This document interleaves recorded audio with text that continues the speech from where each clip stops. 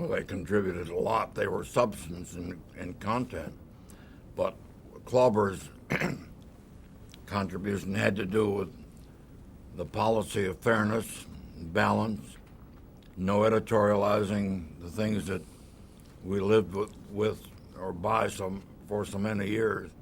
Those were laid down by Ed Klauber. Ed Murrow joined the company the same month that I did. Three of us came in at the same time: Ed Murrow, Peter Goldmark, and Frank Stanton. Ed came in as an editor of a magazine we published once a month called Talks.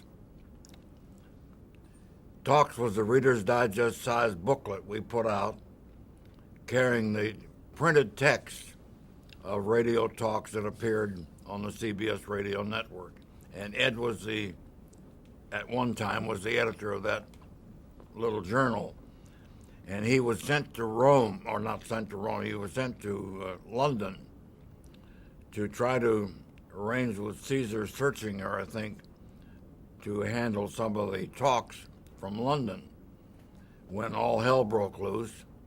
And we didn't have anybody, we didn't have a news organization in Europe, and we didn't have anybody. Searchinger was the voice that came on from time to time, but he was not a full-time employee of CBS. And Ed stepped into it and began what later became the European Group of Correspondents. He hired Bill Shire, Howard K. Smith, I guess Dave Schoenbrunn,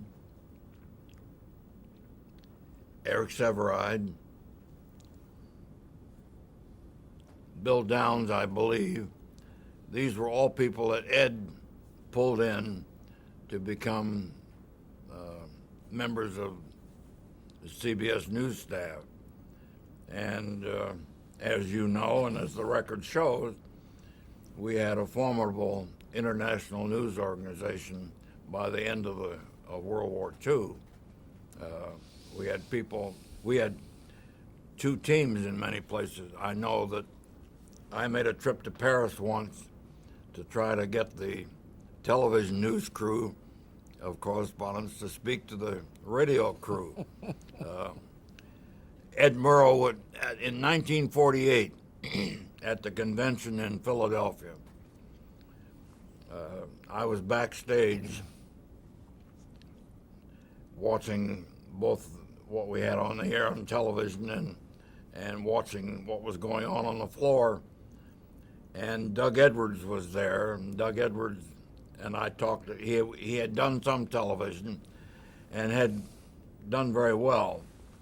And I had suggested to him that he ought to consider doing more television. And he said no, that he didn't. He thought that if he devoted himself to television, at some time, management would turn around and take the time away from him and give it to Ed Murrow. Little did he know that very same night, Ed Murrow refused to go on television to do a wrap-up at the end of the day because we used Severeid and Murrow and a third newsman to come on at the end of the day's radio coverage and do an overview of what happened. And we did it both on radio and television. Ed refused to do it. Severeid did it reluctantly. I've forgotten again who the third one was. But Murrow said never. He wasn't going to fool around with that television. Severeid said, I don't want those guys running around the studio looking at the lights and looking at the camera and so forth. I want to talk to the microphone. I don't want those distractions. And anyway, I said to Doug Edwards, if you'll agree to do nothing but television, I'll guarantee you your time spot will not be taken away from you for, I think, said 5 years. And he began what became the 7:45, 15 minutes that gave us a strong position in evening news. Edwards stayed there until Cronkite came on the scene from Washington. And but Murrow wanted no part of television. I took him one day down to the Century Club and had tried to talk him into television, saying I thought he was missing an opportunity in not and not getting on television.